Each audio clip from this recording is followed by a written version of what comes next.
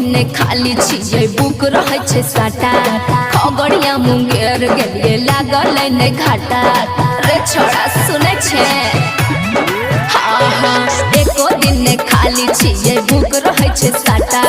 खगड़िया मुंगेर गेलिए लागल ने घाटा 2000 देखी घगड़ उठ गेला ऐसन कमर हिलै नहीं गे जान ऐसन ठुमका लगै नहीं गे जान चौधरी जी के चौकी टूट गेलै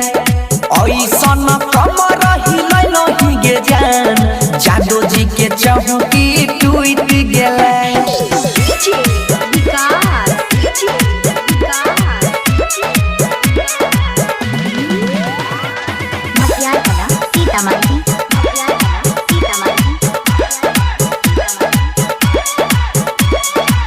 तोरा की बोले परेशानी छ गजब के चढ़ल जवानी छ अच्छा ये बात है हाँ गे तोरा की बोले परेशानी छ गजब के चढ़ल जवानी छ सहरसा सुपौल में हमरे नाम से होय छे हाला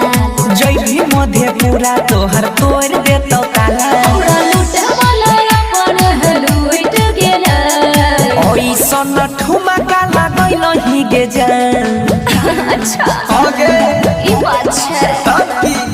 ऐसन ठुमका लगै नहीं गे जान अच्छा। सोहनी जी के चौकी टूट गेलै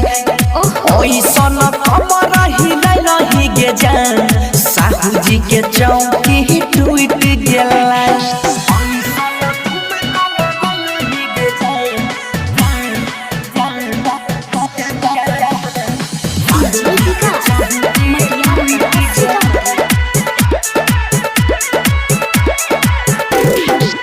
डाले ने हमरा पर गल और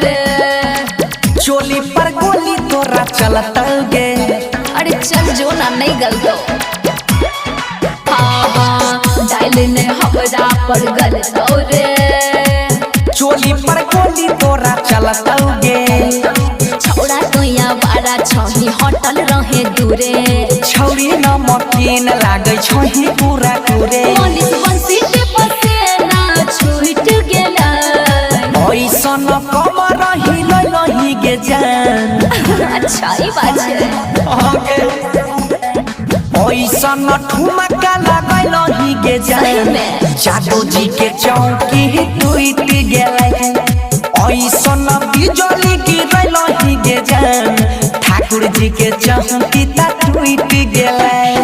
आगे पासवान जी वाला चौकी गोबरो तर में की हम त चीजें ऐसन छिए